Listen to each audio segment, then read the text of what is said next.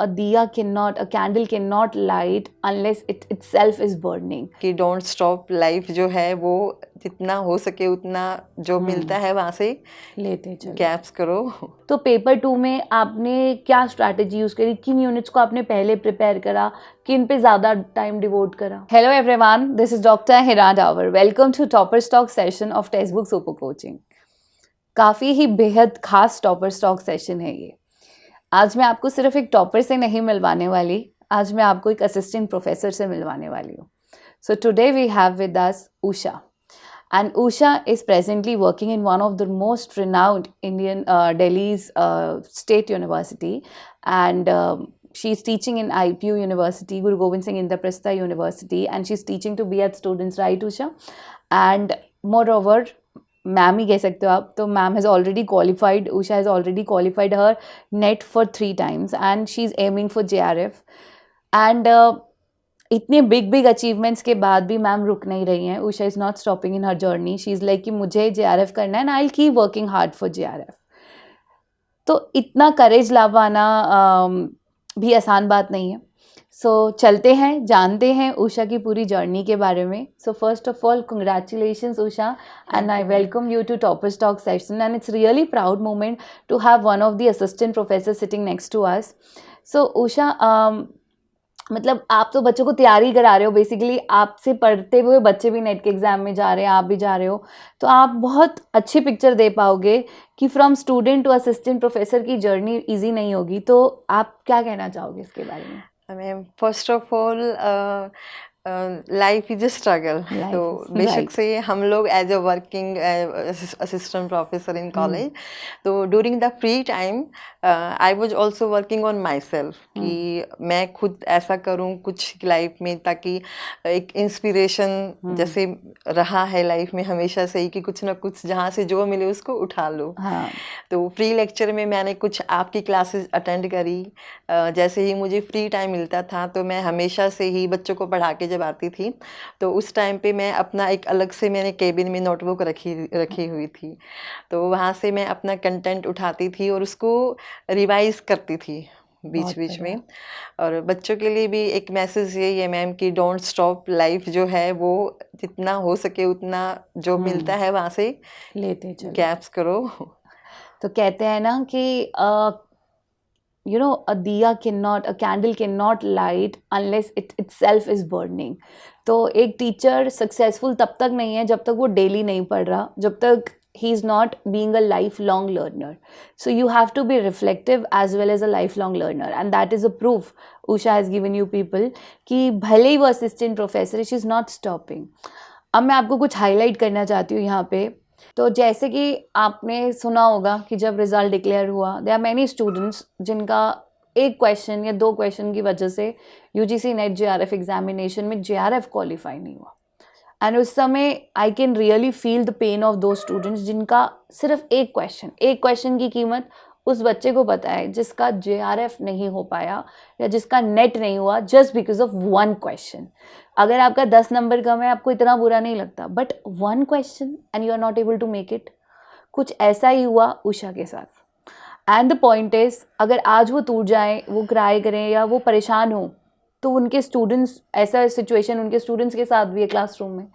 तो इस टाइम को आपने कैसे मतलब you settled down Usha, and then you made your mind that I have to come out of it because it is so critical कि एक तरफ आप और एक तरफ आपकी अपने स्टूडेंट्स है जो ऐसी सिचुएशन फेस कर रहे होंगे। बिल्कुल मैम, क्योंकि जब रिजल्ट डिक्लेयर हुआ था तो आई वॉज टोटली होपिंग कि शायद मेरा इस बार JRF निकल जाएगा। मुझे उम्मीद थी कि वाइब्स आ रही थी कुछ, लेकिन जब मैंने देखा कि सिर्फ 4 मार्क्स से I just miss JRF only by 4 marks, तो वो जो सिचुएशन थी मेरे लिए, सब लोग कह रहे थे कि खुश हो जाओ, बहुत अच्छा है, कोई बात नहीं, नेक्स्ट टाइम बहुत नियर टू हो उसके।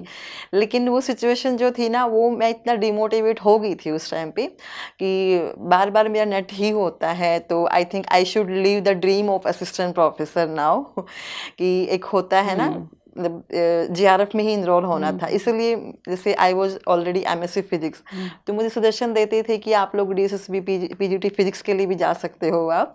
तो मैंने कहा ड्रीम जो असिस्टेंट प्रोफेसर ही है उसके लिए थोड़ा टाइम एक्स्ट्रा लग जाए बेशक से, लेकिन करेंगे वही। तो उस टाइम पे फिर मैंने आपका जैसे मैसेज आया स्कोर बोर्ड आप लोगों ने, तो मैंने वो चीज़ मुझे लगा कि आज मैं ऑफ लाइक छुट्टी लेकर आई हूँ आज मैं कॉलेज से, तो मुझे लगा कि मैं थोड़ा पॉजिटिव अपने आप को करने के लिए कि मुझे एक वे मिलेगा दिसंबर जो अभी नेक्स्ट अटेम्प्ट है, तो कुछ ऐसे जो मेंटर्स हैं हमारे उनके साथ मैं अपना शेयर करूं ताकि मुझे आगे के लिए कुछ इंस्पिरेशन मिले उनके साथ में, and specially you ma'am doctor हीना।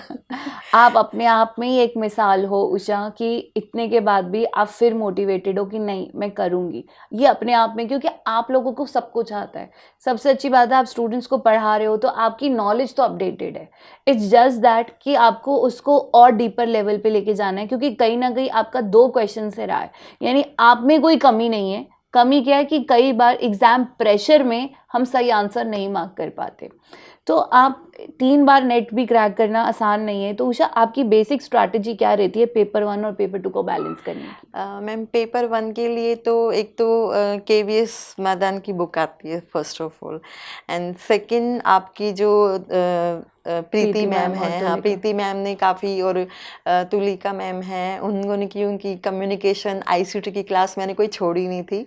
हालांकि मैं खुद भी ये सोचती थी कि बच्चों मैं ले चुकी हूँ, लेकिन कुछ ना कुछ नया कंटेंट वो हमेशा ऐड करते ही हैं, चाहे आप 2 महीने बाद पेपर दे रहे हो। जैसे जून वाला अटेम्प्ट हमने दिया था तब उनके पास अलग कंटेंट था, और जब अभी दिया मैंने तो थोड़ा सा उन्होंने उसमें ऐड ऑन कर रखे थे कुछ पॉइंट्स, तो वो मेरे लिए काफ़ी मतलब बेनिफिट रहा है टेक्स्ट बुक की तरफ से।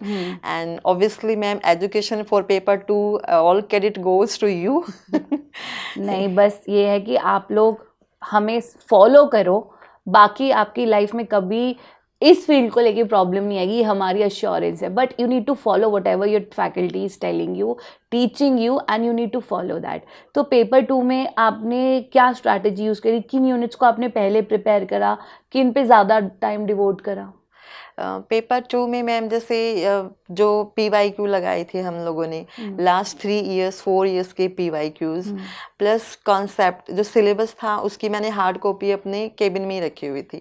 तो फ्री लेक्चर में जैसे ही टाइम मिलता था तो जो सिलेबस हैं हमारे उनके जो बुलेट पॉइंट्स हैं उनको अपना अलग अलग से उनके नोट्स बनाना, कॉन्सेप्ट को क्लियर करना, and the most important thing ma'am consistency for the paper 2 is must, क्योंकि पेपर 2 एक ऐसा है कि जो हमारे लिए बहुत स्कोरिंग हो सकता है। सब्जेक्ट नॉलेज सबकी अपनी अपनी ही होती है। तो देखो आप बेटा, अब आप ये नहीं कह सकते कि जॉब के साथ पेपर क्लियर नहीं होता है, शी हैज़ डन इट। सो जब भी आपको लगे ना मैं हार रहा हूँ, निराश हो रहा हूँ, तो एक बार उषा को मैसेज कर लेना कि मैम आपने कैसे जॉब और वर्क को, जॉब प्लस स्टडीज़ को मैनेज किए। So she has set an example for you that she has cracked thrice by studying together with the job. तो एक आपसे मैं एक अच्छा क्वेश्चन पूछ सकती हूँ जो बच्चों के मन में भी है। अब जैसे बहुत बच्चों ने नेट क्वालिफाई किया, अब काफ़ी बच्चे जॉब्स के लिए अप्लाई करेंगे, तो जब भी ये जॉब के लिए जाएं तो ऐसे कुछ क्वेश्चंस उषा जी उनको प्रिपेयर करके जाने चाहिए, बिकॉज आपने वो सब फेस कर लिया है। So any few questions that you would like to list down जो इनको प्रिपेयर करने चाहिए for assistant professor interview? Ma'am first of all they should have the deep knowledge of their subject, क्योंकि जब हम as a assistant professor apply करते हैं तो introduction and all thing that is common to all, लेकिन जो main चीज़ है जिस पोस्ट के लिए आप हायर आपको किया जा रहा है, तो मेन क्वेश्चन आता है कि आपको सब्जेक्ट की कितनी नॉलेज है। तो उनसे वो क्वेश्चनिंग जरूर करते हैं, और अगर आपका वो कंसेप्ट अच्छा है तो you should be confident first of all कि आपको उसकी नॉलेज है। चाहे अभी हम लोग PhD स्कॉलर नहीं हैं, लेकिन नेट भी अपने आप में एक बहुत बड़ी अचीवमेंट है, बहुत बड़ी। तो उसके बेस के मैम आप सब्जेक्ट नॉलेज जो है वो बच्चों को सबसे पहले रखें, और कॉन्फिडेंट जरूर होना चाहिए। कि बच्चे नर्वस फील करते हैं तो एक लैग पॉइंट्स होता है इंटरव्यू के लिए। Very true. जो भी बोलो ऐसे बोलो कि आपको आता है, उस समय सामने वाले को ये फील मत होने दो कि आप कहीं कंफ्यूज हो रहे हो, so that will be a lag point. So कहते हैं ना कि उषा ने तो इतना कुछ डीप इनसाइट आज आपको दिया है रिगार्डिंग जॉब, रिगार्डिंग प्रिपरेशन, जो अगर आप फॉलो कर लो, I am telling you nobody can stop you. तो you are unstoppable. So one last question, Usha. What exactly, any suggestion that you would like to give to these students कि ये अपने दिसंबर M के लिए क्या strategy follow करें to crack the JRF and NET examination? Ma'am first of all कि अभी बहुत जल्दी हमारा पेपर होने वाला है दिसंबर 2 ही का। महीने इस हाँ, बार तो 2 ही महीने हैं। तो ऑलरेडी गवर्नमेंट ने चाहे, चलो हमारा सिस्टम ही ऐसा हाँ। था कि 18 जून को कैंसिल हुआ, उसके बाद ही हमारा तुरंत अगस्त में फिर से हो गया। तो बच्चों के लिए अब जल्दी ही चांसेस है कि वो विद इन 1.5 मंथ के, उनकी कंसिस्टेंसी तो है ही, नॉलेज भी है, अभी फ्रेश सब कुछ भरा हुआ है माइंड में। तो बस उस चीज़ को वो लोग छोड़े ना, जितना हो सके उतना PYQ रिवीजन, और जो भी अभी एक्सपीरियंस से हमें मिला है, आज जो हमारी गेट टुगेदर हुई है स्पेशली, वो बहुत हेल्पफुल हुई है सच में। अगर तो definitely we should follow and consistency अपनी रखें लगातार।